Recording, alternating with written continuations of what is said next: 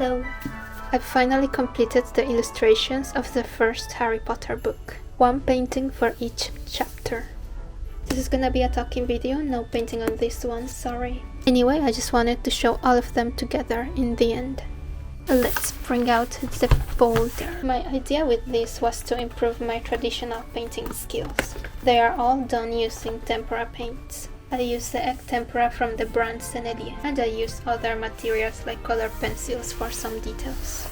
You can tell me which one is your favorite. I have my favorites chosen in the entire set too. Starting, we have the cover I came up with.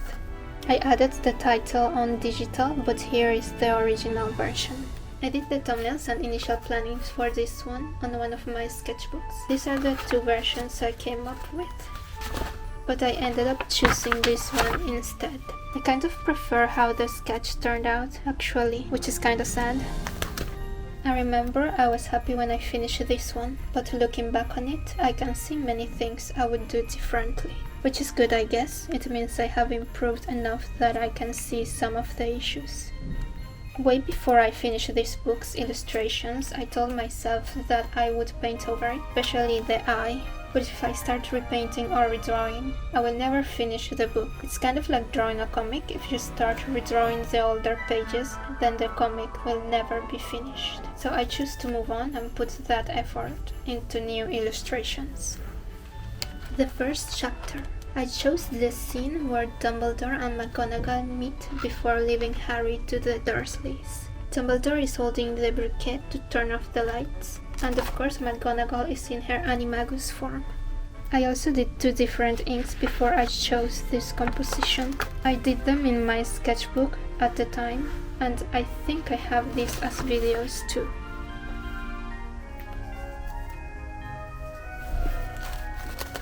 Chapter 2. This is the part where he's at the zoo and he finds out he can talk to snakes. These are the thumbnails and sketches I came up with.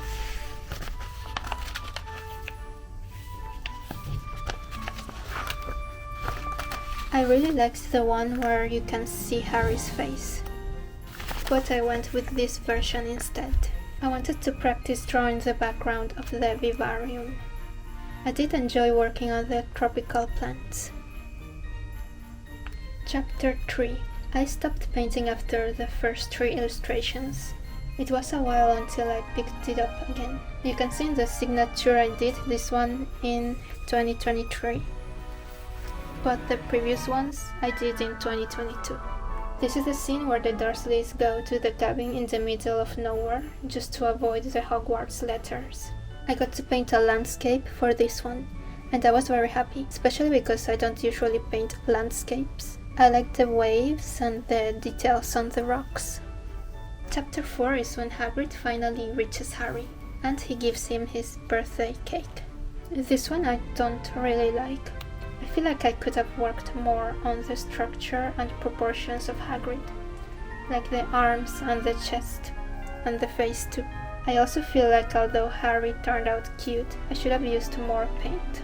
It's very glazed, or like watercolory instead of actual paint.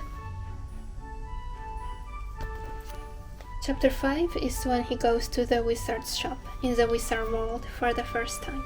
Sorry, I don't remember the name in English. They call it Chemin de Travers in French. Anyway, Harry meets Draco in the wizard's robe shop. I like how the seamstress and the face of Draco turned out, but for future reference I need to try harder on the hands. Chapter 6 is when he goes on the train to Hogwarts. He meets Ron and Hermione. Ron tried to do magic on his pet rat, but he's not successful, so Hermione is very unimpressed. For this one, I sketched it out on my work sketchbook. I kinda prefer the sketch, but I do like how Harry turned out on the painting version. The 7th chapter is when he's sorted into Gryffindor. I painted him sitting with the hat on his head. This is another I'm not too happy about. I think that the hat looks flat, but I like the colors in the stones in the back. Chapter 8, they are in potions class, and Harry can tell his Professor Snape doesn't seem to like him much. I do like how Ron turned out on this one. It's very fun to draw his hair and the freckles on his face. Chapter 9. I painted Hagrid's three-headed dog. I had a lot of fun with this one, and I really like the end result. The brush strokes on the fur. I love dogs, and that's probably why I was so happy doing this one. For chapter 10, I painted the scene in the girls' washroom when the troll goes in and tries to attack Hermione. But then she's saved by Harry and Ron, and they become best friends. I like the colors in this one, especially on Ron because you can see the blue more prominent on the shadows. Also, I just love painting Ron's hair. For the faces of the other two, I find it very hard to draw a face in this small format. That's something I have to work on. And maybe I could have added a bit more texture on the skin of the troll. Chapter 11 is the famous trio hanging out in a cold day. Hermione did the blue fire on the jar, so they were warming up thanks to that. And Harry is holding the book Quidditch Through the Ages that Snape later confiscates. This is one of my favorite paintings in the set. And although they are all Gryffindors, I'll try to give them different patterns in their scarves. I think it's a way to show that they have different personalities, even though they are all students in the same house. Chapter 12 is when Harry sees his parents in the mirror. I chose to paint this scene. I think I made Harry a bit bigger than I was planning to, but I do like the pose. Here's where I forgot to add his reflection, so I just added some color to hint at it. I do like this painting, but there is an issue with the perspective on the mirror that I can notice now. On this side. Chapter 13. Harry spies on Snape and Quirrell on the Forbidden Forest, and Snape looks like he's threatening Quirrell. This one is okay. I just think maybe this area is too dark. And maybe I needed to add more paint on these leaves over here.